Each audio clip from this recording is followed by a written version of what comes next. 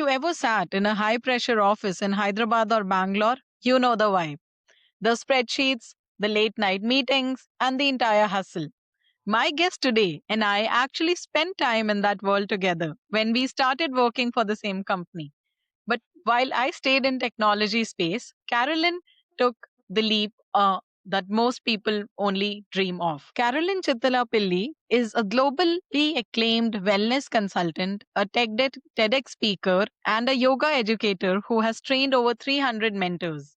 She's worked with everyone from the Indian hockey team to Grammys winning music. And today we will learn how she is helping people find calm in the midst of chaos.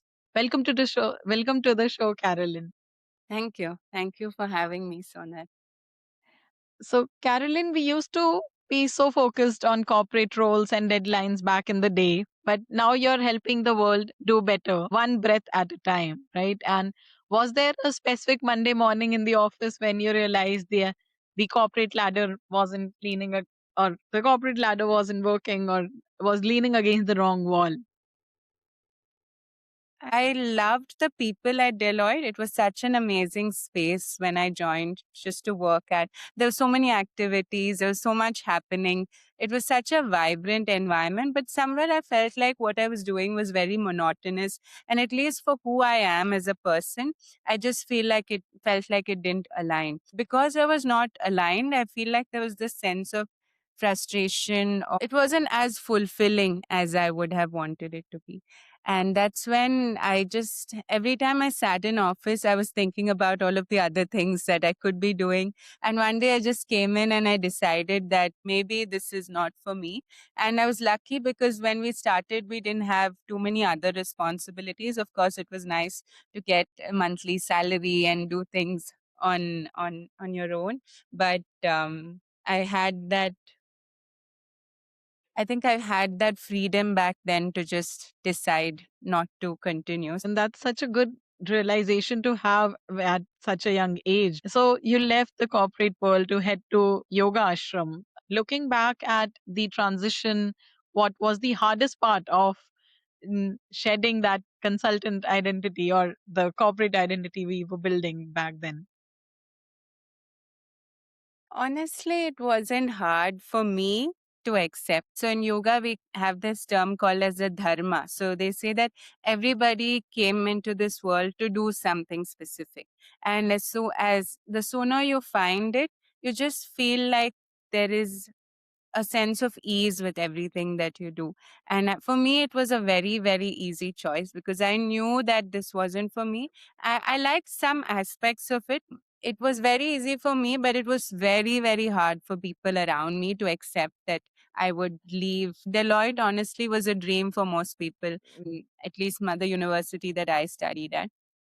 I had been accepted to three out of the four Big Fours actually. So I said, give me 1 year, I'm going to do this. And then if I want to come back to consulting at a later point, maybe I'll think about it. And that's a perfect example. So, in one of the episodes on this podcast, we talked about being aligned with your energy. And Mm. when you're aligned, everything else feels easier. So, if it seems like hearing your story, that was one of the alignments that you felt when you left, Yes, right? very much. So, moving on to your time at Sivananda Ashram, how did that change your definition of what productivity actually looks like? So, productivity, I think we were very, very productive at the ashram.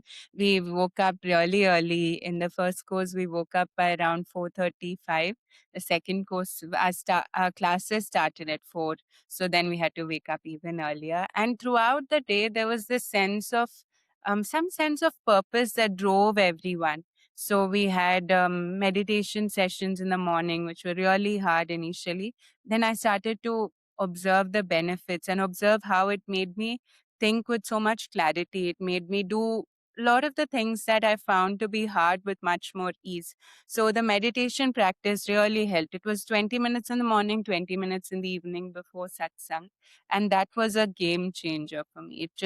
I still do the practice because I feel like without that, my day becomes more complex than it should be.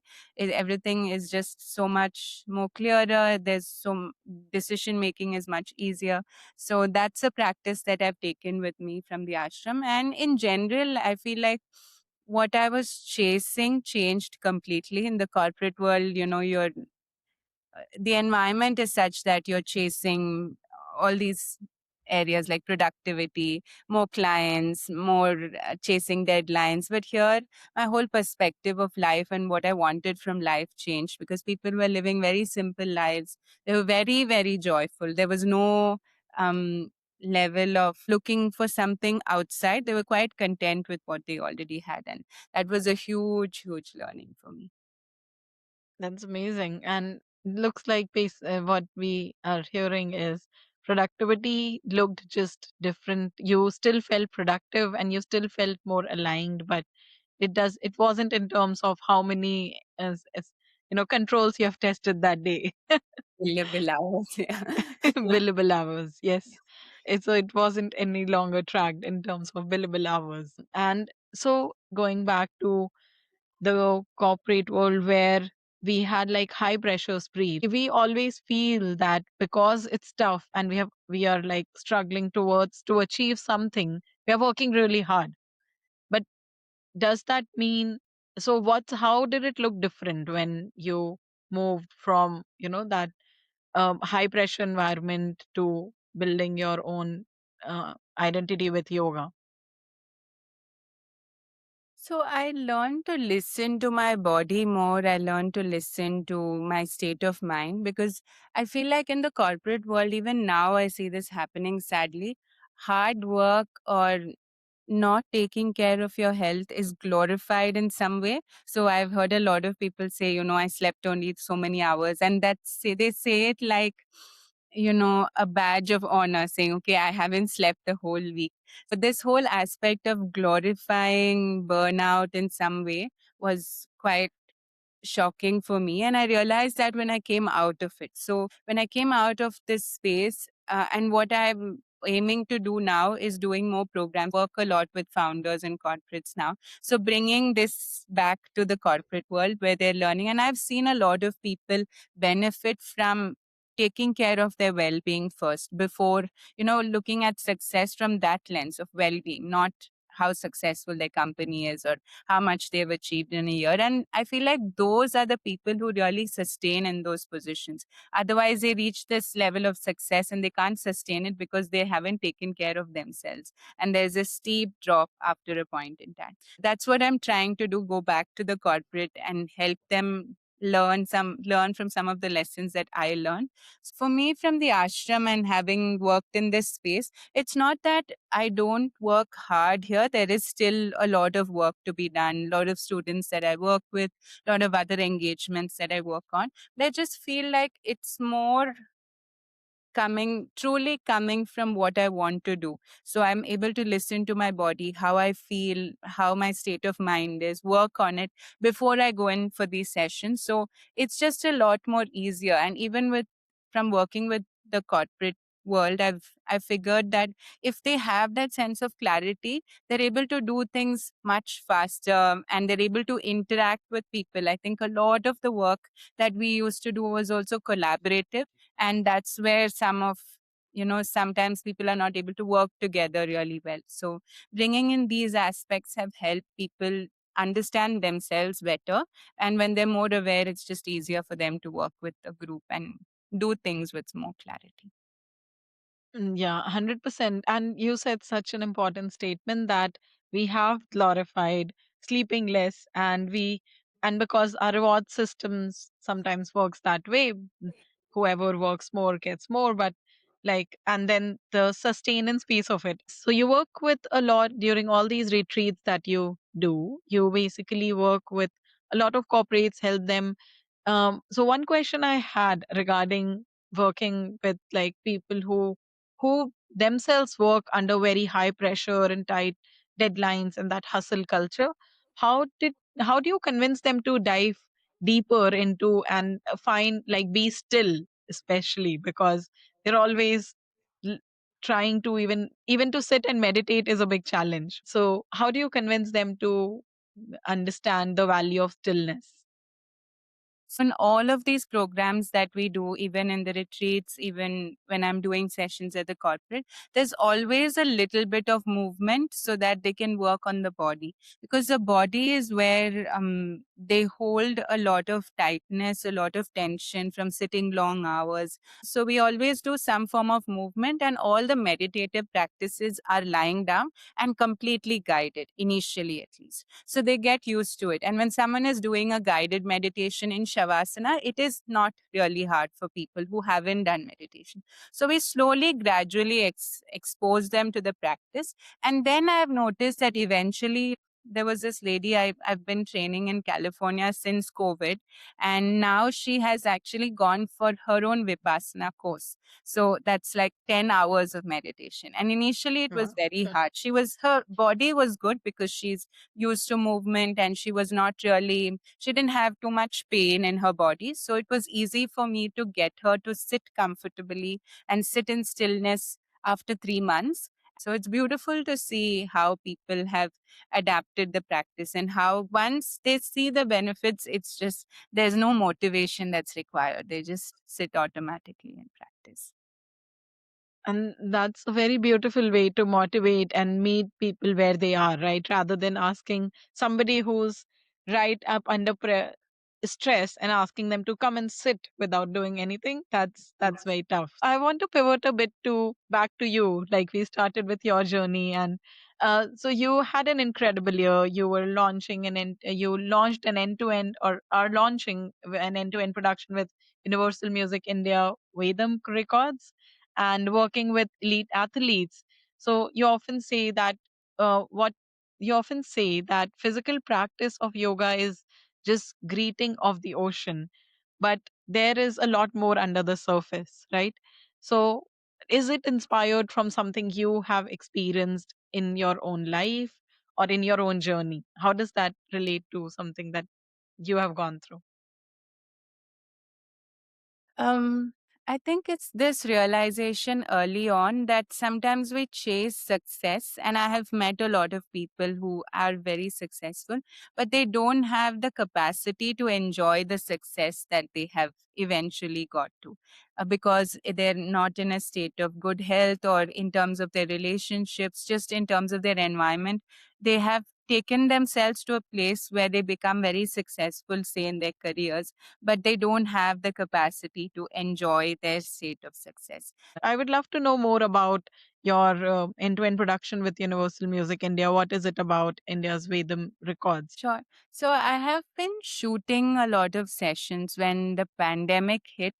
A lot of people couldn't go to studios and practice. So that's when I started doing a series with Cult. And that really, Cult is, for those of you who don't know, a popular fitness chain in India.